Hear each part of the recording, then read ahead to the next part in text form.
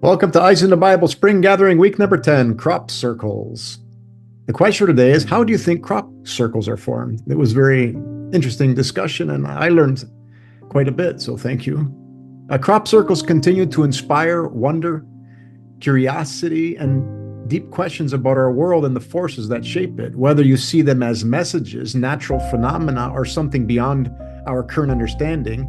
They invite us to explore, question, and stay open to the mysteries around us. Let's come together, share our perspectives, and learn from one another as we dive into this fantastic topic. So thanks for joining us today.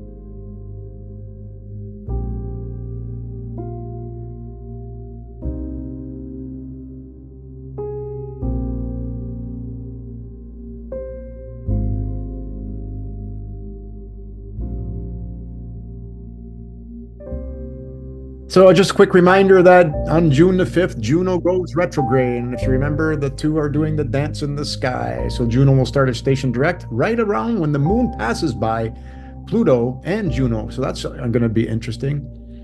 And I just want you to remember this date here, July 22nd, July 23rd, when Juno aligns Pluto and Eris goes direct, because there's something interesting that's transpiring there. Just a quick reminder, as we talked about the new moon being on Algol, the throat, well, Ceres is coming behind too to hit the throat, Alcyone, and then the nose, ear, nose, and throat. So that's what we want to talk a little bit about today, because people are feeling this, and Uranus going by there, which is going to continue through Taurus, is showing us that we need to pay attention. So in medical astrology, this is what is known by consensus. So we've been putting all this together through many people like Santos Bonacci and several other ancients on what each part of the zodiac represents in your body, because we are all one with it. But we're going to focus on the ear, nose, and throat, which is Taurus. All right, so the ear, nose, and throat. So Ceres is aligned Algol, our throat, the throat chakra today, exactly today. And of course, Ceres is about relationships. To sever relationships or build new relationships. And it's about what we do with our voice, what we say, what we speak. Is it loving? Is it not? So that's happening today. So that's Algol, is the throat. And then on May 29th, it hits Alcyone, the ears. And on July 22nd, and there's that alignment with Pluto and Juno, July 22nd, July 23rd, is going to be aligned with Capella, and Capella is the nose, when people have issues with ear, nose, or throat. So it's interesting, today I started waking up and I had a little lump in my throat. So whether I manifested that or if there's a reality, I like to think it was the latter for sure, because this is what's happening with us. When we get these alignments, it's like the cymatics, it's like a crop circle, it's like the memories in the waters that Emoto talks to us about. And just to know, when the moon goes through any one of these signs, it's 2.5 days. When we have something that lasts for a couple of days, it's usually because the moon's going through in 2.5 days through each portion of the zodiac. Remember, you have to have what's actually happening in the sky, or else you can't do medical astrology. Because if you're off by 23 degrees, it don't fit. And that's why medical astrology got poo-pooed a lot, because they're using an old ephemeris. So this brother here, this is a fascinating video. Sonic architecture, cymatics decoded by Bassforge. This gentleman here, he talks about cymatics, sacred geometry, the nakshatras, lunar mansions, stellar patterns, temple symbolisms that match, and vibrational imprinting through sound and light. He explores the idea that many ancient symbols and architectural motifs may function as harmonic snapshots of field interactions, like Rosemary said. So much like cymatic patterns formed through vibration in matter by comparing star groupings, resonant geometry, and ancient carvings, the work suggests that temples and sacred art may have encoded celestial harmonics using symbolic shorthand rather than literal imagery. This approach aligns closely with the concept that crop circles, cymatics, and ancient sacred architecture all emerge from the same underlying harmonic principles expressed through the field. So, are you familiar with cymatics?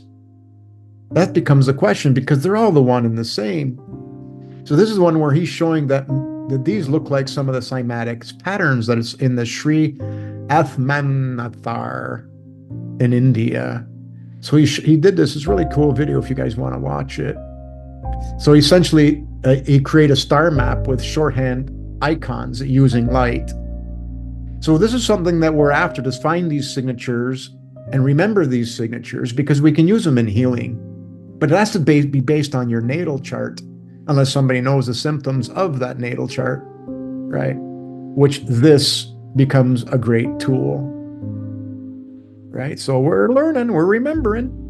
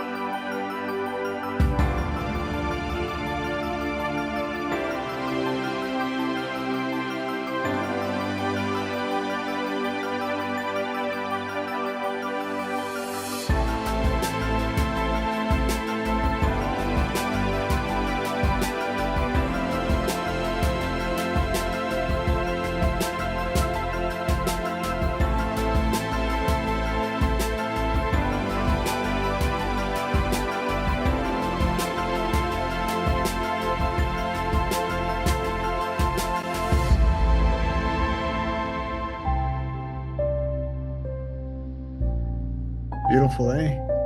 can you imagine that every one of your atoms in your body is going through there, and that the sky, like Cece said, it's like guidance, right? So like these are time markers. And how do we remember? Mother Nature, Spirit, God, Sophia, love, Isis, whatever we want to call that beautiful energy, is going to re-guide us again on how to heal each other. That's the thing that Jesus goes and heals everyone. This is what it's about right now. Yeah, each and every one of us is Jesus. And as we learn, we go and share with everybody how to clear and purify their waters. So this brother here, Rautavella, he goes around and he looks for the cymatic patterns, frequencies that match the crop circles. And man, he's found some very interesting patterns and alignments. And now if we take that and look at and how we're going to match that, which is our next slide. So everyone speaks about memories in the waters, cymatics and crop circles. Is there a relationship? 100% there is. There is a relationship. And as we get to learn more and more of it, we start tuning in with the exact same energy that's going to heal us, 100% heal us, and in many, many ways. So while I was doing this for the Oliver's Castle crop circle, as I typed crop circles on May 14th, 2026 at 3:37 p.m., the vertex was very close to Algorab and the crow started squawking. You know, that's the trickster, the crow. So are we being tricked? I don't think so. Not at all. We're being tricked by thinking that it's not a beautiful energy that comes into our absolute awareness. So this most famous crop circle called Oliver's Castle's crop circle footage is one of the most controversial and widely discussed crop circle event ever recorded, reportedly appearing near Oliver's Castle in southern England on August the 11th, 1996. The formation became famous after footage surfaced allegedly showing luminous objects moving about the field as the pattern rapidly formed below. When examined through our own astronomy here, the chart displays unusually strong harmonics alignments, including angular activations and significant fixed star contacts, suggesting a possible relationship between geometry, timing, and celestial field dynamics. While the authenticity of the footage remains debated, the event continues to stand out as one of the most strongest candidates for investigating crop circles as harmonic or somatic field phenomena, rather than simple human-made designs. So let's go look in the sky. So we can set the exact location. You pick the city that's closest, and then wherever the crop circle is, the exact location, and we can tune it in. We can tune it in to see that Mother Mary, Eris, Isis was exactly overhead in that location. And this goes by the minute, and this changes by the location. If you go 10 kilometers east or west, this changes. So there's both Marys overhead. The north and south node were aligned with Lesath, the tail of the snake. The moon was aligned with Sirius. And guess who? The one that creates implosions. Light ball energy. So those orbs, Lilith was rising exactly at that time.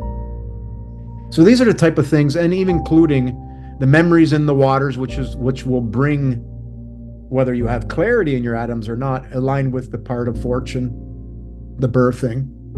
So these are 100% proofs that we will now be able to go and see which luminary does what frequency, that will be able to focus on what natal chart needs that energy, right?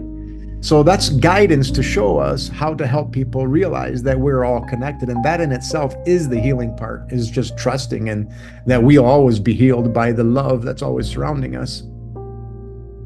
So I did look at a whole bunch more of them. The alignments are there, just not as significant as the last one, but they are there 100%. And one of the reasons why I can't tune in is because we don't have the exact times. But the ones we looked at is Julia Set Crop Formation, the Mark Hill Galaxy Spiral, and the Bradbury Castle Pie Crop Circle. But again, those are all happening around this location, which is the cradle of the Big Dipper, right? The Great Bear. It's all beautiful stuff.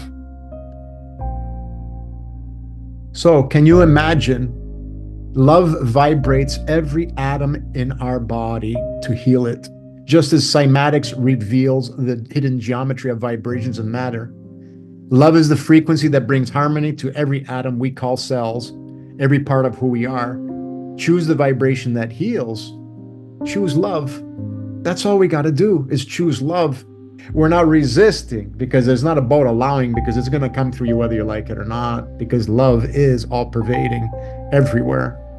Entanglement, shall we say. So Sister Peggy shared this with us on Facebook. This post on Facebook by Dimitri is drawing from the teachings of Rudolf Steiner, whom stood for the reunification of spirit, wisdom, nature, and human consciousness. Offers a profound metaphysical reflection on Isis, Sophia, and the forgotten wisdom of the cosmos. And this is what we're talking about. So this is no synchronicity that Peggy sent this. And oh, by the way, many people had the synchronicity of seeing crop circles and looking at them this week before they even knew this was the topic for this week. That's so beautiful. That's just more signals that we're connecting. So this post it suggests that humanity has not lost the divine itself, but rather the inner wisdom needed to truly perceive it. So we got to remember and connect, because it's always there for connecting. Through the symbolism of Isis, Osiris, Christ, and the stars, it invites us to see the heavens, nature, and consciousness as living expressions of a deeper spiritual reality. So if this theme resonates with you, sacred cosmology, inner awakening, symbolic wisdom, and the restoration of divine knowing, I invite you to take a few moments to read and contemplate this beautiful post. So again, it's from Dimitrios, and talking about Rudolf Steiner. It's a great post. Thank you, Peggy. So I got this little short video to end with, and it's about helping release, and it's about karma. And it's this lady did a really good job of throwing this together, because it really is about how we release and connect through these energies, knowing that we don't resist them and we go with this flow. So this is we're going to end with this short little video, which is really cool. You've been thinking about karma all wrong. Karma is not the universe punishing people who hurt you. It's not some cosmic revenge system keeping score. Karma is a mirror. The way you think, the way you speak, the way you react, the habits you repeat every day, that becomes your life. There are 12 laws quietly shaping who you become. 1. The Great Law. What you put out into the world eventually comes back to you, not just through other people, through who you become in the process. The way you talk about people when they're not around, the effort you give when nobody is watching, the promises you keep to yourself. All of it is shaping your future in real time. You are not waiting for karma. You are creating it. 2. The Law of Creation. Your life is built by what you do repeatedly. Waiting is still a choice. Avoiding is still a decision. 2 people can start in the exact same situation. One waits for motivation. The other takes one small step every day. A few years later, their lives look completely different. Small actions create massive outcomes. 3. The Law of Humility. You cannot change a pattern you refuse to notice. Some people have the same problem in every relationship, the same frustration at every job, the same emotional cycle everywhere they go. Different people, different places, same outcome. That is not bad luck. That is an unexamined pattern. Real growth begins the moment you stop blaming everything outside yourself. 4. The Law of Growth. No matter where you go, you take yourself with you. A new relationship won't heal old habits. A new city won't fix old thinking. A new opportunity won't change internal patterns. Until you change, the same problems tend to repeat in different forms. Your external life changes when your internal life changes first. 5. The Law of Responsibility. One of the hardest truths in life is this: you cannot control everything that happens to you, but you can control the meaning you give it and the way you respond. Blame feels powerful for a moment, but it keeps your life in someone else's hands. Responsibility is uncomfortable, but it is where real freedom begins. 6. The law of connection. Your current life was built by thousands of small choices you barely noticed while making them.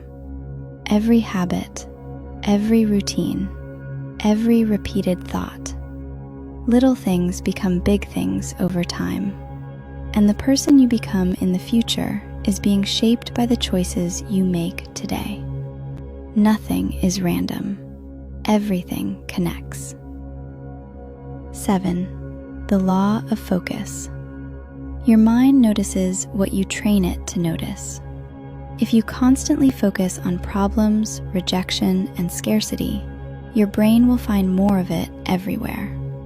If you focus on growth, possibility, and solutions, your attention starts moving in that direction too. The story you repeat in your mind slowly becomes the reality you live in. 8. The law of giving. One of the fastest ways to feel disconnected from yourself is living out of alignment with your values. Saying you value honesty while constantly hiding. Saying you value peace while feeding drama. Saying you value health while ignoring your body. That inner conflict creates stress you carry every day. Peace comes when your actions start matching your values. 9. The law of here and now. Most people spend their lives mentally trapped somewhere else, replaying old pain, imagining future problems, overthinking conversations that already ended. Meanwhile, life keeps happening in the present moment, right now, this breath, this moment. Most peace is found by returning to what is actually happening instead of fighting imagined versions of reality.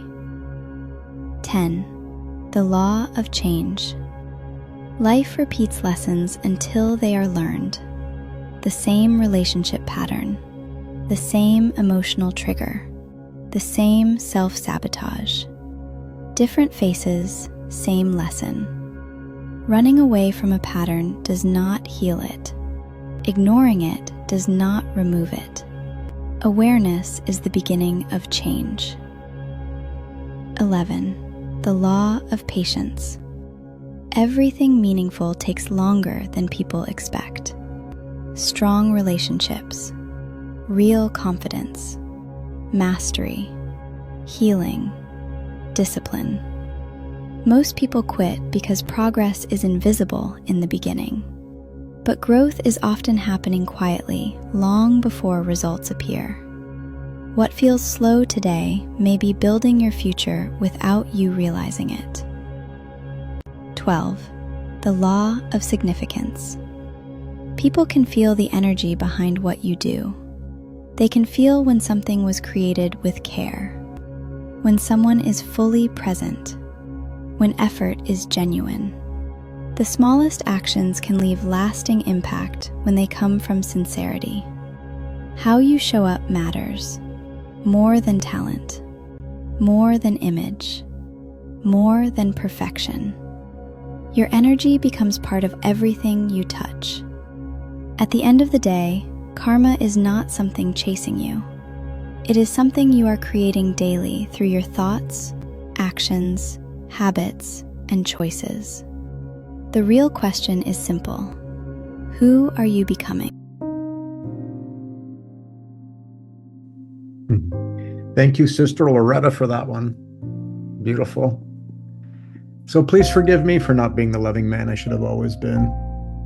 And that's all we have for today.